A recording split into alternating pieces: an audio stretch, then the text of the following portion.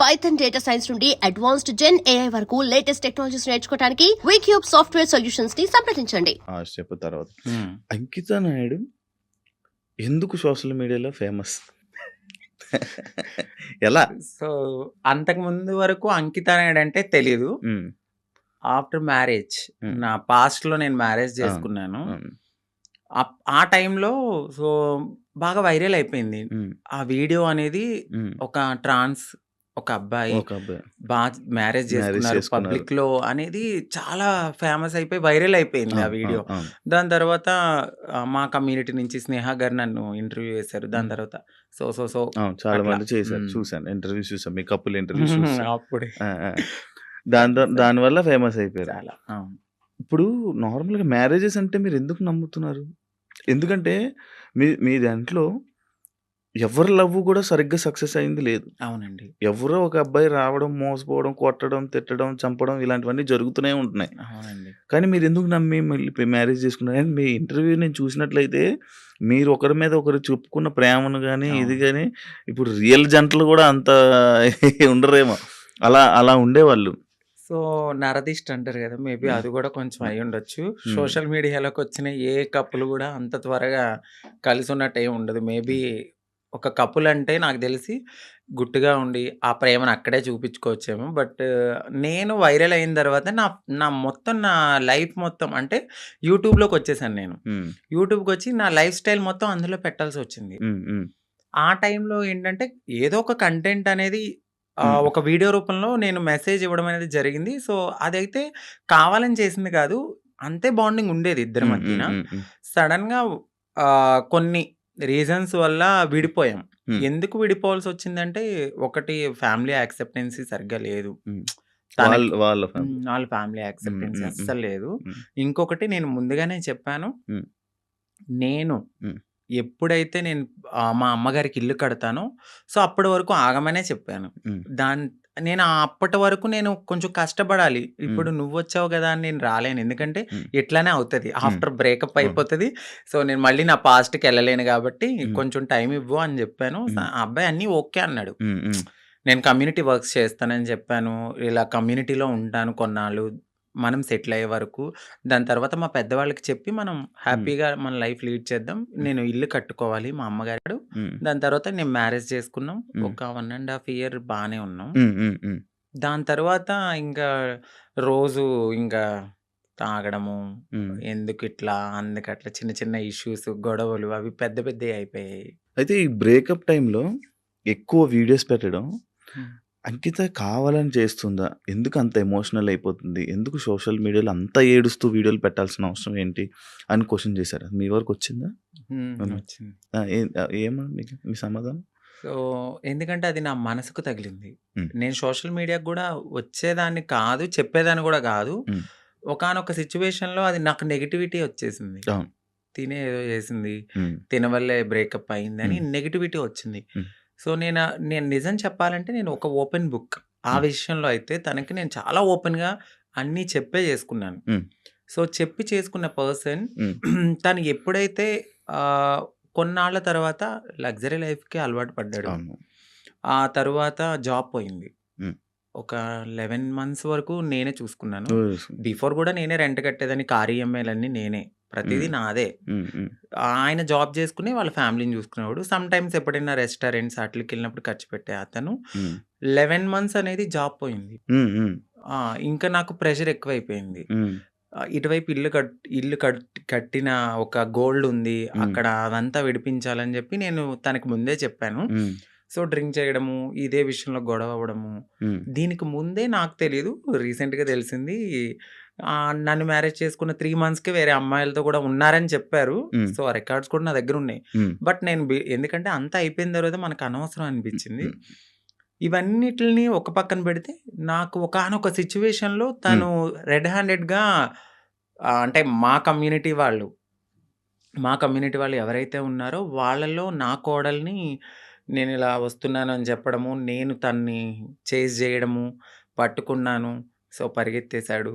ఇవన్నీ నేను చూసి నా మైండ్ అనేది ఒక్కసారిగా మాకు అవసరం లేదు. ఈ కమ్యూనిటీలో ట్రాన్స్‌లోనే ఉండాలి. హ్మ్. మమ్మల్ని మేము ఎంత అందంగా మార్చుకున్నా హ్మ్. వాళ్ళు కొన్నాళ్ళే ఉంటారు. హ్మ్. హ్మ్. సో, వద్దు. సింగిల్‌గా ఉండడం బెటర్ అనిపించింది. హ్మ్. దాని తర్వాత నేను సోషల్ మీడియాలో నేనే పోస్ట్ పెట్టాను. హ్మ్. వద్దు. అంటే నన్ను కలవడానికి 2 టైమ్స్ అట్లా ప్రయత్నించారు. ప్రయత్నించాడు. హ్మ్. బట్ నాకు మనసుకి తగిలిందది. హ్మ్. ఎందుకంటే ప్రతిసారి నేను యాక్సెప్ట్ చేయడము, హ్మ్. ఇది మా ఇద్దరి మధ్యన జరగడము, వాళ్ళ ఫ్యామిలీకి చెప్పడము, మా ఫ్యామిలీకి చెప్పడము, మీ చావు మీరు చావండి అనడము, హ్మ్. ఇవన్నీ నేను ఇంకా తీసుకోలేకపోయాను. హ్మ్. హ్మ్. నేను మారింది నా కోసం, హ్మ్. నా సెల్ఫ్ నేను ఆనందంగా ఉండడానికి. హ్మ్. ఎందుకు దీంట్లోకి దూకానా? హ్మ్. ఇంకొకటి కమ్యూనిటీలో అందరికీ ఒక రోల్ మోడల్ అనుకున్నారు. హ్మ్. హ్మ్. ఇప్పుడున్న జనరేషన్‌లో ఇంత బాగా ఉంటున్నారా అని. హ్మ్. హ్మ్. సో, ఇప్పుడు గనక నేను బ్రేక్ చేస్తే హ్మ్. సొసైటీలో వీళ్ళంటూ సెట్ కారు, వీళ్ళకి పెళ్ళిళ్ళు సెట్ కావు అని అంటారని అంటారు. నాకు ముందే తెలుసు. అవును. అవును. దానికోసం కూడా నేను చాలా బాధపడుతూ అట్లానే ఉన్నాను. హ్మ్. ఇవన్నీ చూసిన తర్వాత నాకు నేనే ఇన్‌స్టాగ్రామ్‌లో విడిపోతున్నామని చెప్పాను. హ్మ్. హ్మ్. చెప్పిన తర్వాత అపోజిట్ పర్సన్ గూడా హ్మ్. ఎందుకు, ఏంటి అని క్వెషన్ చేయడానికి నన్ను ప్రయత్నించలేదు. హ్మ్. నేను వీడియోస్ డిలీట్ చేసేసాను. తను గూడా అప్పటికే వేరే అమ్మాయితో లవ్‌లో ఉన్నాడు. ఓకే. ఓకే. అలా బ్రేకప్ అయింది. సేమ్. అంటే నేను ఎన్ని సార్లు వద్దన్నా కావాలనుకున్న మనిషి హ్మ్. ఒక్కసారిగా నేను వద్దు అన్నప్పుడు ఎందుకు బ్రేకప్ చెప్తారు? హ్మ్. హ్మ్. ఒక 1 ½ ఇయర్‌లో చాలా గొడవలవుతాయి. ఇది అవును. మాకు అప్పుడు మేము విడిపోవడానికి కూడా చాలా చిన్న రీజనే. అవును. దానికి ముందు చాలా పెద్ద రీజన్స్ ఉన్నా మేము కలిసే ఉన్నాం. ఓకే. అప్పుడు కలవాలి అని ఒక పర్సన్ మన ముందు బతిమలాడిన మనిషి ఒక్కసారిగా ఎందుకు వదిలేసుకున్నాడు? బ్రేకప్ అంటే వదిలేసారు డైరెక్ట్‌గా. దానికి తనకెక్కడో కనెక్ట్ అయ్యాడు. హ్మ్. హ్మ్. ఇక్కడ వదిలించుకోవాలనుకున్నారు. తను గూడా ఏం జేశారంటే, అక్కడ అమ్మాయిని కనెక్ట్ అవ్వడానికి హ్మ్. కమ్యూనిటీలో ఎవరితోనో రిలేషన్‌కి పరిగెత్తినట్టుగా నన్ను నమ్మించాడు. ఓకే. సో, అక్కడ నా మనసు బ్రేక్ అయిపోయింది. ఓకే. తర్వాత తెలిసింది. ఇలా జరిగాయి. హ్మ్. కాదు అప్పుడు మరి ఫేస్ మీద దెబ్బలు కొట్టడం అవన్నీ ఏవో ఉండే గదా! దెబ్బలుండేవి ఫేస్ మీద ఏవో దెబ్బలతో ఒక వీడియోస్ ఉండే. హ్మ్. అవేంటవి ఆయన కొట్టినవా? లేకపోతే ఏం జరిగిందది? ఆహ్, ఇక్కడ దెబ్బ తగిలింది. దెబ్బలు తగిలింది అంతా ఫేస్. సంథింగ్ ఆయనైతే కొట్టలేదండి. ఓకే. సో, అది అబద్ధము. ఇక్కడ దెబ్బ తగిలింది అనడానికి నేనప్పుడు ప్రతిసారి మన ఐబ్రోస్ చేయించుకోవడానికి స్క్రబ్బింగ్‌కి వెళ్ళేదాన్ని. ఆ టైంలో నాకది రిఫ్లెక్ట్ అయిందంతే. అచ్చా! ఈ ఫేస్ ఇంత ఇలాగ ఆ! అయిపోవడం లావైపోవడం. అందులో ఏడ్చి ఏడ్చి ఈ ఫుడ్ ఫుల్ లేదు. ఫుడ్ లేదు. కానీ అది కొట్టింది కొట్టేసారేమో ఆ! దానికి ఇది ఇబ్బంది అనుకున్నారు. పెట్టేసారేమో, అవును. ఇదయిపోయిందేమో అని అనుకునే లేదు ఇలాగ లేదు. ఇలా ఆయనేం కొట్టలేదు. మీకదే ఫస్ట్ లవ్వా? అంటే ఆ! అదే ఫస్ట్ లవ్ అనుకోవచ్చు. హ్మ్. హ్మ్. అదే ఫస్ట్ లవ్. అంటే బిఫోర్ ఒక లవ్ ఉండేది. హ్మ్. అది అక్కడ దాకా రాలేదు.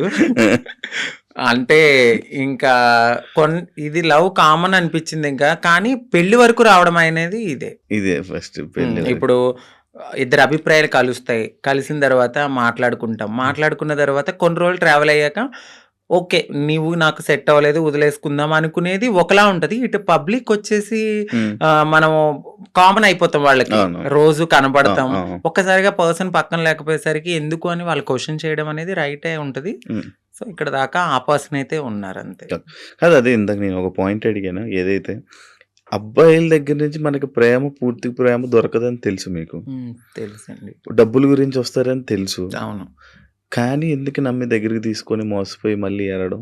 గొర్రె కసాయివాడిని ఎందుకు నమ్ముతుందంటే నేనేం క్వెషన్ చేయగలను. గడ్డి పెడతారు, తీసుకెళ్తారు, ఫుడ్ పెడతారు. తర్వాత వాళ్ళనే ఆ! చంపేస్తారు. ఏది గొర్రెని. ఆ! అలా అని చెప్పి ఆ గొర్రె ఎళ్ళకుండా ఉంటదా? అయ్యో! ఫుడ్ ఎందుకు పెడుతున్నాడో, ప్రేమగా పెడుతున్నాడేమో తినడానికి వెళ్దాము. హ్మ్. దానికి తెలీదు. తర్వాత నేనే మీరు బలైపోతానని. మమ్మల్ని తినడానికి. తినడానికి వచ్చారు. సో, మా లైఫ్‌లో గూడా అట్లనే జరుగుతది. హ్మ్. తెలుసు. హ్మ్. ఎందుకంటే తల్లిదండ్రుల ప్రేముండదు. హ్మ్.